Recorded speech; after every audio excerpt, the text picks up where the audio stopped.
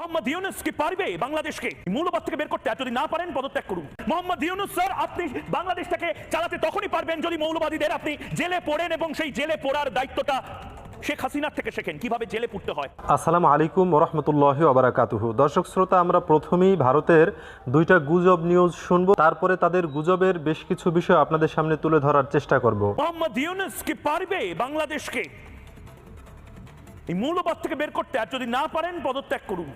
দর্শক, আপনারা যারা সাম্প্রতিক সময় সোশ্যাল মিডিয়ায় চোখ রাখছেন তারা হয়তো এই ব্যক্তিকে অবশ্যই চিনে থাকবেন। তিনি জোরে জোরে গলা চেঁচিয়ে অনেক গুজব ছড়িয়ে বেড়ান বাংলাদেশের বর্তমান পরিস্থিতি নিয়ে, এবং বাংলাদেশের যে সরকার গঠন হয়েছে শেখ হাসিনা সরকারের পদত্যাগের পর থেকেই ভারতের মাথা অনেকটা নষ্ট হয়ে গিয়েছে। তারা একটা বিশেষ মাসের কুকুরের মতো খেপে গিয়েছেন, যার কারণে বিভিন্ন ধরনের গুজব তারা তাদের দেশে ছড়িয়ে বেড়ায়। বর্তমানে পুরাতন অনেক ভিডিও এবং পুরাতন অনেক ফুটেজ দেখিয়ে তারা তাদের দেশে ছড়িয়ে বেড়াচ্ছে যে বাংলাদেশের যেই সংখ্যালঘু হিন্দু এবং অন্যান্য সম্প্রদায়রা রয়েছেন তারা অনেকটাই নির্যাতিত, তাদের মন্দিরগুলো ভাঙা হচ্ছে, এমন অনেক প্রোপাগান্ডা তারা ছড়াচ্ছে। সাথে সাথে ডক্টর ইউনূসকে তারা বলেছেন যে যদি মৌলবাদ অর্থাৎ এদেশের আলেমোলামা যারা রয়েছেন তাদেরকে যদি দমাতে না পারে, তাদেরকে যদি কারাগারে রাখতে না পারে, তাদেরকে যদি শেখ হাসিনা সরকার যেভাবে আলেমদেরকে দমিয়ে রেখেছিল, আলেমদের উপরে বর্বরতা চালিয়েছে, আলেমদের উপরে যেভাবে তিনি পাশবিকতার স্টিম রোলার চালিয়েছিলেন, তেমনিভাবে যদি ডক্টর ইউনূস না পারেন তাহলে যেন ডক্টর ইউনূস পদত্যাগ করেন, এমন একটা কথা তিনি বলেছেন।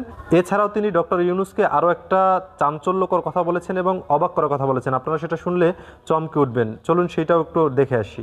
মোহাম্মদ ইউনূস স্যার, আপনি বাংলাদেশটাকে চালাতে তখনই পারবেন যদি মৌলবাদীদের আপনি জেলে পড়েন এবং সেই জেলে পড়ার দায়িত্বটা শেখ হাসিনার থেকে শেখেন কিভাবে জেলে পুড়তে হয়। তাতে ভারত এবং বাংলাদেশ দুই দেশেরই অনেক অনেক লাভ হবে, অনেক অনেক লাভ হবে। এখন আলেমদেরকে যদি জেলে আটকে রাখা হয়, বন্দি করা হয়, সেক্ষেত্রে বাংলাদেশ ভারত উভয় দেশেরই লাভ। আচ্ছা, আমরা আমাদের খাবার খাইয়া আপনাদের লাভ আমরা কিসের জন্য করতে যাব? কিসের জন্য আমাদের দেশের সরকার আলেম সমাজকে জেলে ভরবে, যেখানে এই জুলুম নির্যাতন এত বছর ধরে যে শেখ হাসিনা করেছে? আপনারা বলছেন যে ইউনূস সাহেব তিনি যদি আলেমদেরকে জেলে না ভরতে পারেন তাহলে যেন শেখ হাসিনার কাছ থেকে শিখেন কিভাবে আলেমদেরকে জেলে ভরতে হয়। এখন কথা হলো গিয়ে, শেখ হাসিনা যেই স্বৈর শাসন এতদিন চালিয়েছে, শেখ হাসিনা যেভাবে সাধারণ মানুষের উপরে বর্বরতা চালিয়েছে, শেখ হাসিনা যেভাবে আলেমদের উপরে জুলুম নির্যাতন, আলেমদেরকে হত্যা গুম খুন এগুলো করেছেন এতদিন, সেই বিষয়গুলো থেকে মুক্ত হওয়ার জন্য বাংলাদেশের সাধারণ মানুষ যাতে শেখ হাসিনার এই স্বৈর শাসন থেকে মুক্তি পায়, সেজন্যই মানুষ এতদিন যুদ্ধ করেছে। অনেকগুলো তাজা প্রাণ তাজা রক্ত তারা বুকের ঢেলে দিয়েছে বাংলার এই জমিনে, বাংলার জমিনকে শেখ হাসিনার কলঙ্ক থেকে মুক্ত করার জন্য। আর এখন আপনি সেই কথাগুলোই বলছেন যে বাংলাদেশকে বর্তমানে এই বিষয়গুলো থেকে মুক্ত করতে হবে, অর্থাৎ আলেমদেরকে কারাগারে ভরতে হবে, আলেমদের উপর জুলুম নির্যাতন করতে হবে, যদি না পারে সেক্ষেত্রে ভারতের কাছ থেকে শিক্ষা গ্রহণ করতে হবে। এখন এরা হলো গিয়ে ভাদ্র মাসের যেই কুকুর আছে, ভাদ্র মাসের কুকুরের মতো হয়ে গিয়েছে হাসিনার পদত্যাগের পরে, কারণ এখন তারা দেখতেছি ইলিশ পাচ্ছে না। বাংলাদেশ থেকে এই সিজনটায় অনেক ইলিশ পাঠানো হতো ভারতে, কিন্তু সেই ইলিশ না পেয়ে এখন তাদের মাথা নষ্ট হয়ে গিয়েছে।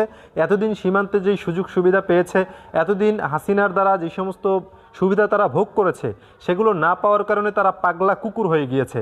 এখন বাংলাদেশ নিয়ে অনেক গুজব তারা ছড়িয়ে বেড়াচ্ছে। তারা বলছে বাংলাদেশের এই পরিস্থিতি যদি চলতে থাকে তাহলে ভারতকে বাংলাদেশের 1 কোটি হিন্দুদেরকে নিতে হবে, অথচ বাংলাদেশের কোথাও কোনো হিন্দু মন্দিরে আক্রমণ হচ্ছে না। যেখানে যেখানে হচ্ছে সেখানে অনেক ক্ষেত্রেই হিন্দুরা নিজেরাই নিজেদের মন্দিরে আক্রমণ করছে, ভাঙচুর করছে, এবং অনেক জায়গায় আওয়ামী লীগের যে সমস্ত প্রেতাত্মারা রয়েছে তারা সেই মন্দিরগুলো ভাঙছেন, যাতে করে ভারতকে দেখাতে পারে যে এখন বাংলাদেশের সাম্প্রদায়িক অস্থিরতা দেখা যাচ্ছে, তোমরা একটু আমাদেরকে বিভিন্ন হাড্ডি পাঠাও, নয়তো তোমাদের দেশের যেই কুকুররা রয়েছে তাদের আমাদের বাংলাদেশে পাঠিয়ে আমাদের বাংলাদেশের অবস্থাটা অস্থিতিশীল করে তোলো।